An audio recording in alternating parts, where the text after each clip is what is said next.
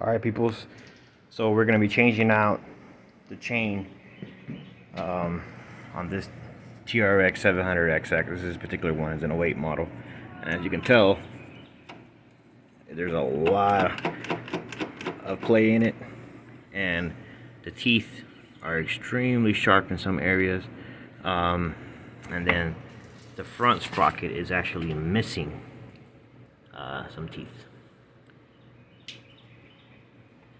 So that's the situation there, and as you can tell, the adjustment bolts, they're already all the way adjusted all the way out. So this chain just completely stretches the factory chain. So we're going with a JT sprocket, these guys right here. So now I decided to go from a 14th tooth, which is what is factory, and then I'm gonna go to a 13th tooth. It gives you a little bit better acceleration, and it makes the first gear is a little bit shorter. Great for when you're doing trail riding. So, and then the rear sprocket is going to be a factory sprocket size, 37 tooth, and that's going to be your part number there. So, okay, so once you have the tire off, you're basically gonna use this guy right here. Something has a long and a 14 millimeter. You're gonna come from this direction, and you're gonna pop all the bolts, untighten them. But once you untighten them, you have an Allen key you have to use the back.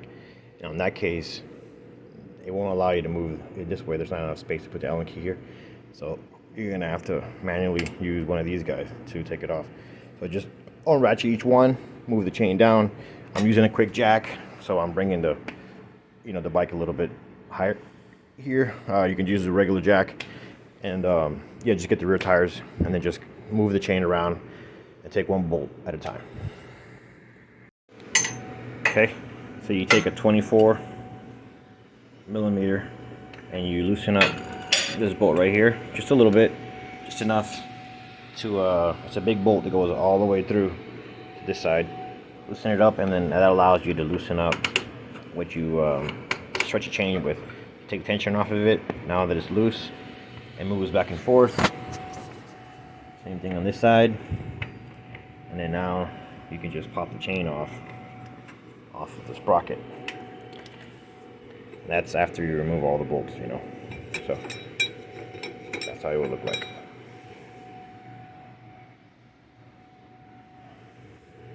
And the front sprocket bolt, it's a 14 millimeter, and you're going to access it right here. If you look down, you'll see straight into the sprocket. Obviously the bolt's been removed already. You basically take 14 millimeter, go straight in.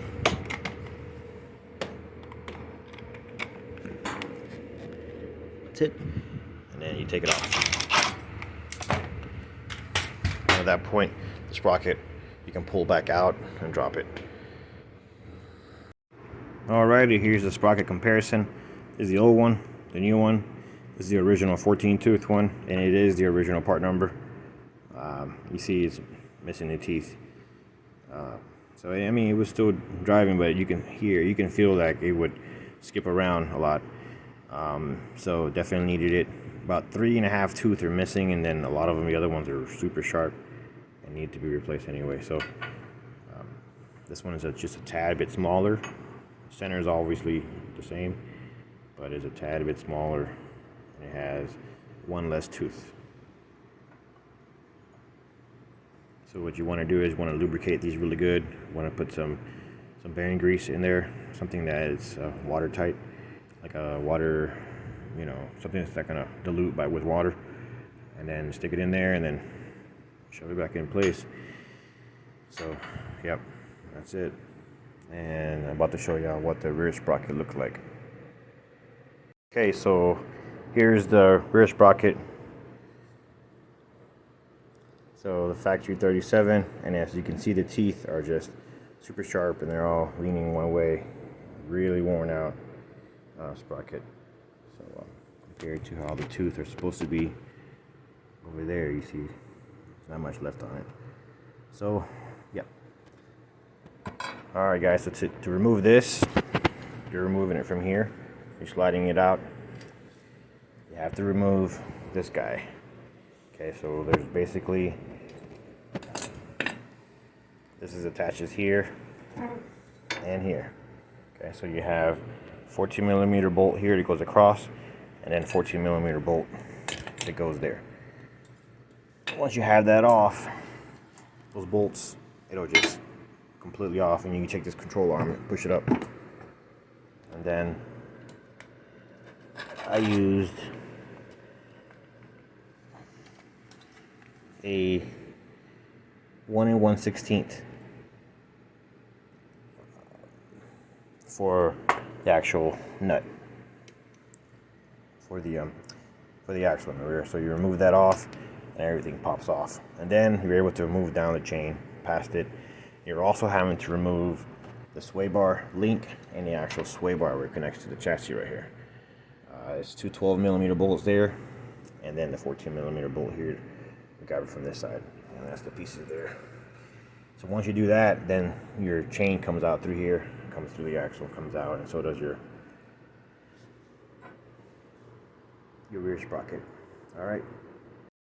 Okay, so I decided to use this chain. I had it also too, and I had ordered the same time. This chain's already cut to size, so you don't have to do anything. You just gotta put it on and you know, put the little link in, which it comes with. It comes with a little lubricant, and I've used these before for a TRX 700. Very good stuff. This is the part number right here. You want to see that? And that's what the box looks like. So 520V, 520 by 70.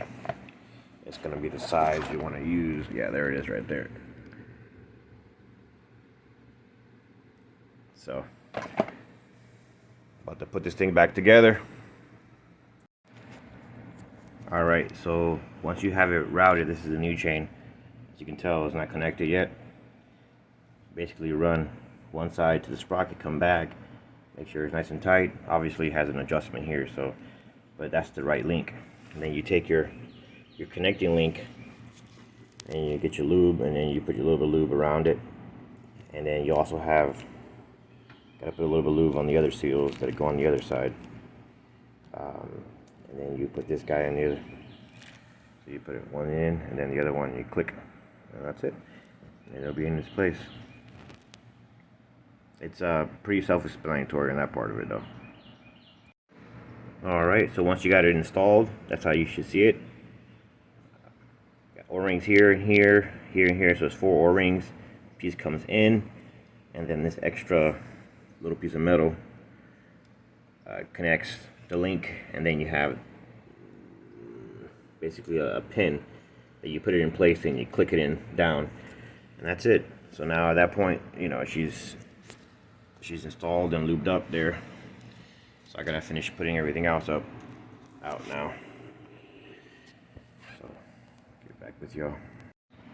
Alright, so going back with the bolts to hold the drive sprocket in place. You want to put the bolt in from this side. You find the little hole, go through, and you have a washer. Then you put your nut on. So that's how that works right there. Alrighty, well, she's done. Chain's on. Make sure it had a little bit of slack. Got to drive it around. Everything's connected and lubed up. So definitely want to lube up this little area here when you put the CV axle back in. And everything's good.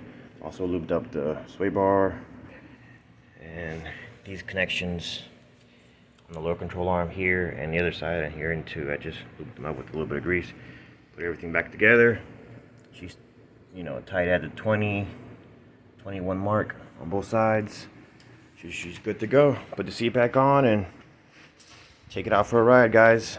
Thanks for watching. Any questions, please post. Be more than happy to try to help y'all. See ya.